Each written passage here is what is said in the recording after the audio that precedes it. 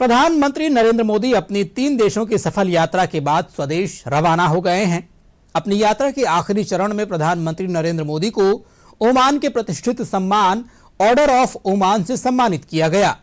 Oman के सुल्तान ने प्रधानमंत्री को यह सम्मान दिया। इससे पहले दोनों देशों के बीच वैश्विक समझौतों पर हस्ताक्षर हुए। भारत और ओमान ने समग्र आर्थिक साझेदारी समझौता सीपा पर हस्ताक्षर किए। समझौते का उद्देश्य टैरिफ को कम या समाप्त करना है।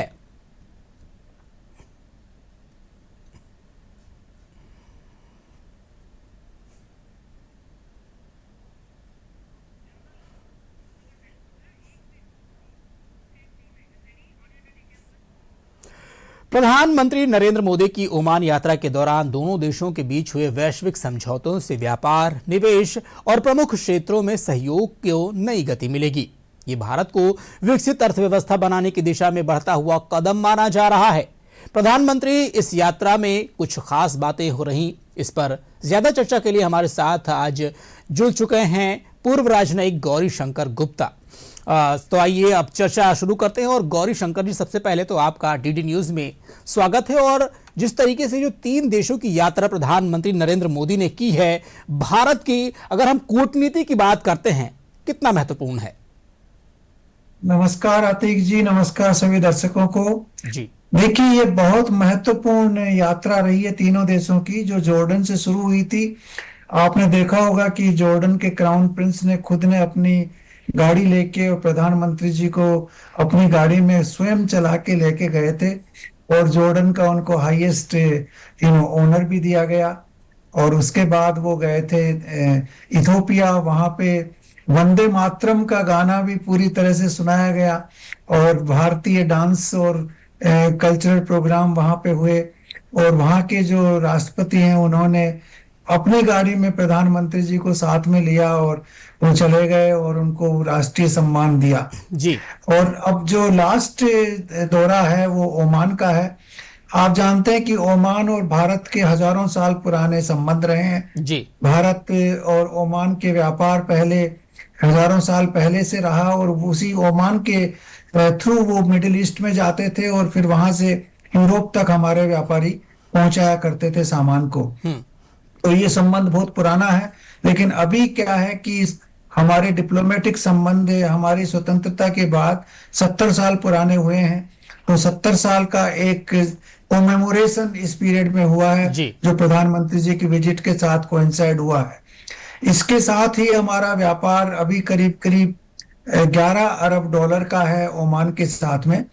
और अभी नया समझौता जो साइन किया गया है, हाँ, जिसको CPA बोलते हैं, कॉम्प्रिहेंसिव इकोनॉमिक पार्टनरशिप एग्रीमेंट। ठीक है। तो उसके अंदर एक तो फ्री ट्रेड का हिस्सा है कि दोनों देश आपस में बिना किसी ड्यूटी के आपस में आप आयात और निर्यात करेंगे जी। दूसरा, इसमें यह भी प्रावधान है कि भारतीय लोग जो स्किल्ड लोग हैं, वो ओमान में जाके वहां की फैक्ट्रीज में और वहां के जहां पे कार्य की जरूरत है वहां पे कार्य करेंगे और वो ओमान के नियमों के अनुसार वहां प्रवासी भारतीय के रूप में रहेंगे जी। और तीसरा यह है कि और भी किसी क्षेत्र में, जैसे संयुक्त कोई एंटरप्राइज बनानी है या कोई फैक्ट्री लगानी है, तो उसके बारे में भी दोनों देशों के बीच में समझौते हुए हैं।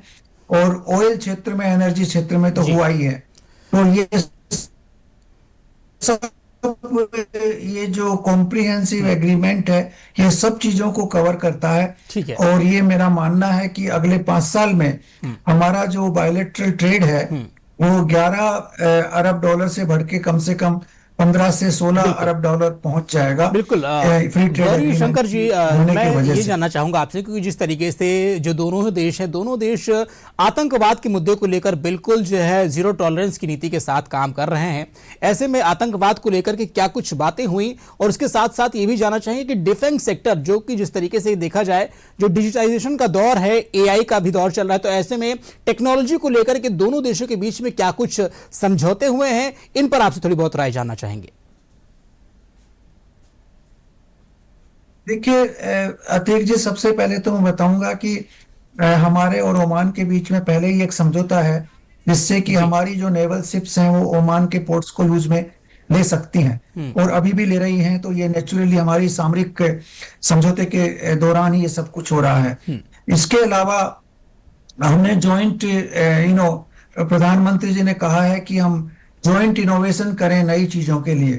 तो वो एक कमेटी बनेगी जो CPA हुआ है, उसके तहत एक कमेटी की स्थापना की जाएगी, जिसमें दोनों देशों के लोग मिलके नए टेक्नोलॉजी को आविष्कार करेंगे और नए टेक्नोलॉजी का उसको ग्राउंड के ऊपर उसका इम्प्लीमेंटेशन भी करेंगे। तो ये दोनों चीजें इसमें शामिल होंगी।